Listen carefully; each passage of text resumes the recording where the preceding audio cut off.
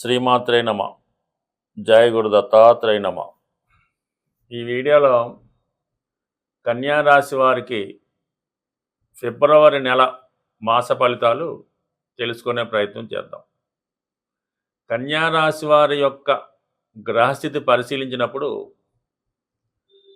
ఈ నెల ప్రారంభంలో 4 గ్రహాలు 5వ స్థానంలో సంచరించడం జరుగుతుంది. ప్రధానంగా ఈ నెలలో దశమ స్థానంలో గురుగ్రహం వక్రగమన సంచారం చేత జాతకుడు ప్రధానంగా 3 విషయాల మీద దృష్టి పెట్టడం జరుగుతూ ఉంటుంది.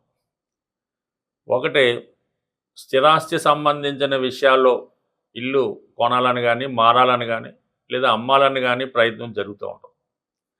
తర్వాత వివాహానికి సంబంధించిన విషయం, వివాహంలో ఎటువంటి నిర్ణయం తీసుకోవాలి, పెళ్లి విషయంలో ఎటువంటి నిర్ణయం తీసుకోవాలన్న విషయం ఒకటి ఉంటుంది.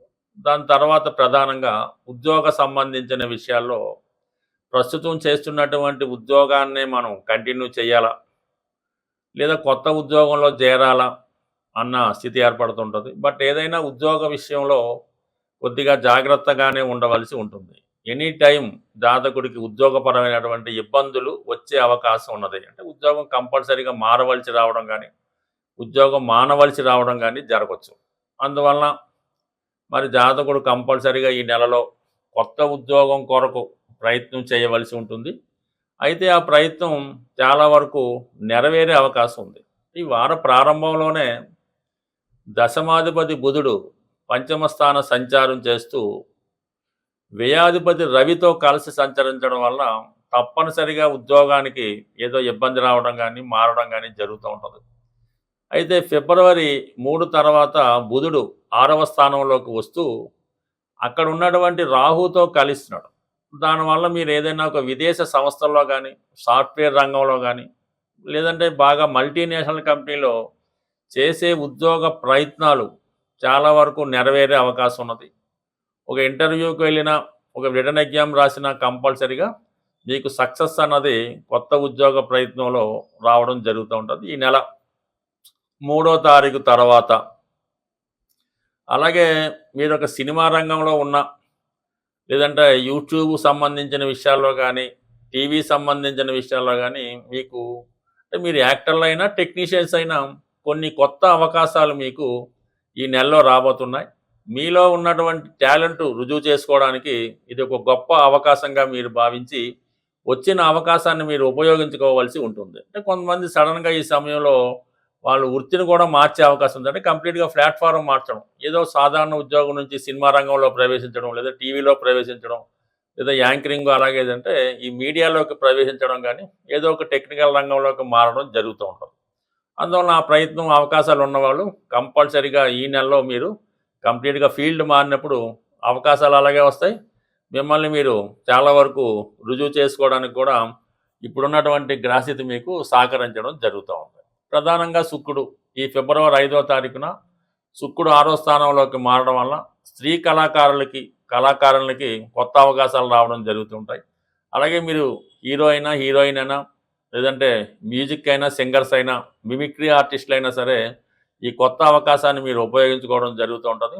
అలాగే గతంలో మీకు ఉన్నటువంటి రుణ సమస్యల నుంచి బయటపడే విధంగా మీ యొక్క రెమ్యునేషన్ అనేది ఉండడం జరుగుతూ ఉంటుంది. అంటే ఎక్కువ వేతనం తీసుకోవడం వల్ల, ఎక్కువ ఆదాయం పెరగడం వల్ల, సుమారు మీరు భార్యాభర్తలు ఇద్దరు కూడా ఈ టెక్నికల్ రంగంలో ఉన్న, ఏదైనా ఒకే ఉద్యోగంలో ఒకే రంగంలో ఉన్న వాళ్ళకి ఒకేసారి కొత్త అవకాశాలు రావడం వల్ల చాలా సమస్యల నుంచి మీరు బయటపడడం జరుగుతూ ఉంటుంది.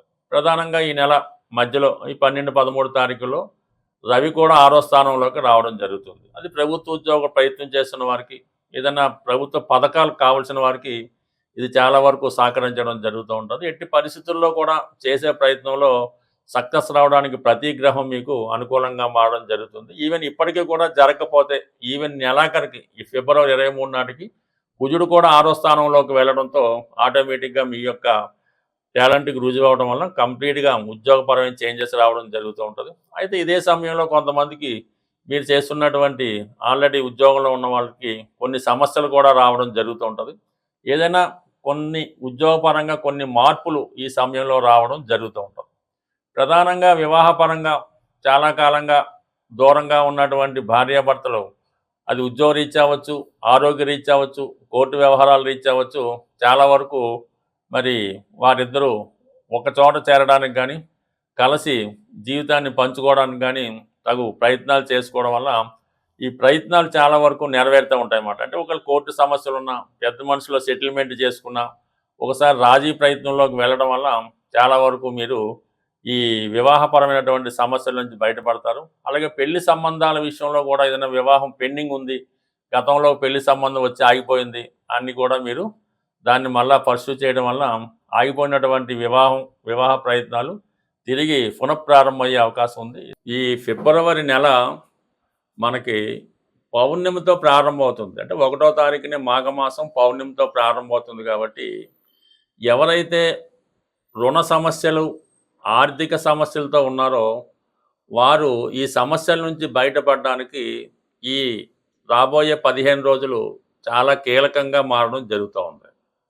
అందువలన ఏంటంటే మీరు ఈ రాబోయే 15 రోజుల్లో అంటే రేపు మాఘమాసం మళ్ళీ చివరికి వచ్చే అమావాస్య లోపల ఏదైనా ఒక పుణ్యనది స్నానాన్ని ఆచరించవలసి ఉంటుంది.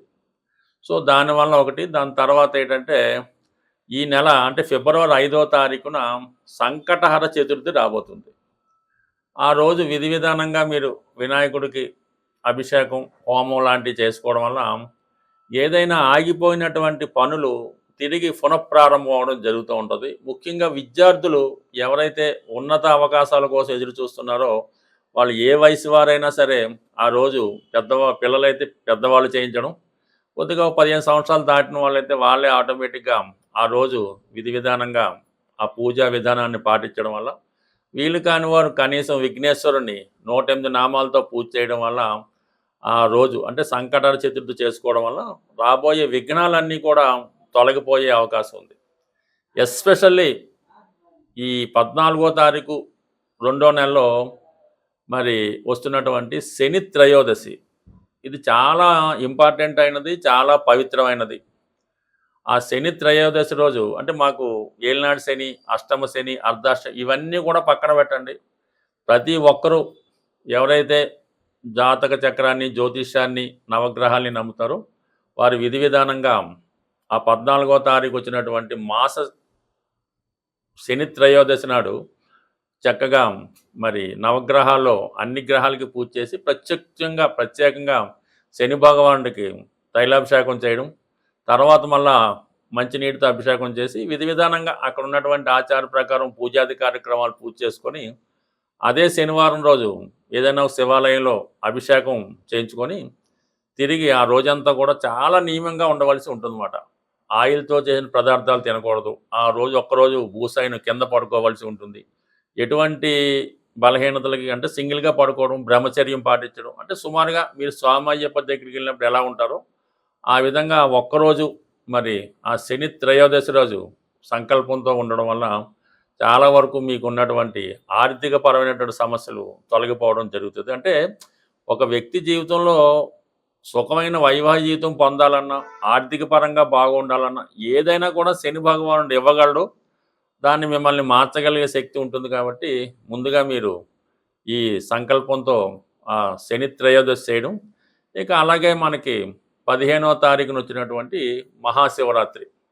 ఆ మహాశివరాత్రి రోజు విధి విధానంగా మీరు ఏదైనా ఒక పుణ్యక్షేత్రంలో స్వామిని దర్శించుకోవడం వల్ల సంవత్సరం మొత్తం మీరు మరి శివుని దర్శించుకునే పుణ్యం దక్కుతుంది కాబట్టి ఆ మహాశివరాత్రి పర్వదినాన్ని కూడా మీ యొక్క ఆచారం ప్రకారం స్వామిని దర్శించుకొని ఆ రోజు కూడా నియమంగా ఉండడం వల్ల చాలా వరకు అంటే మాఘమాసంలో చేసిన పుణ్యకార్యం అనేక రెట్లు ఫలితాన్ని ఇవ్వడం జరుగుతుంటుంది కాబట్టి కనీసం ఈ 15 రోజులు అంటే పౌర్ణమి నుంచి మళ్ళీ వచ్చే అమావాస్య దాకా విధి విధానంగా వీలైతే ప్రతిరోజు విష్ణు సహస్రనామాన్ని పారాయణ చేయడం కానీ, ఏదైనా విష్ణుమూర్తి దేవాలయాన్ని సందర్శించడం కానీ, వీలైతే గోవిందనామాలు పారాయణం చేయడం వల్ల కానీ 15 రోజుల్లో ఒక్కసారైనా మీరు పుణ్యనది స్నానం చేయడం వల్ల సంపూర్ణంగా మీ యొక్క సమస్యలు పరిష్కారం అవడం జరుగుతుంది. స్వస్తి.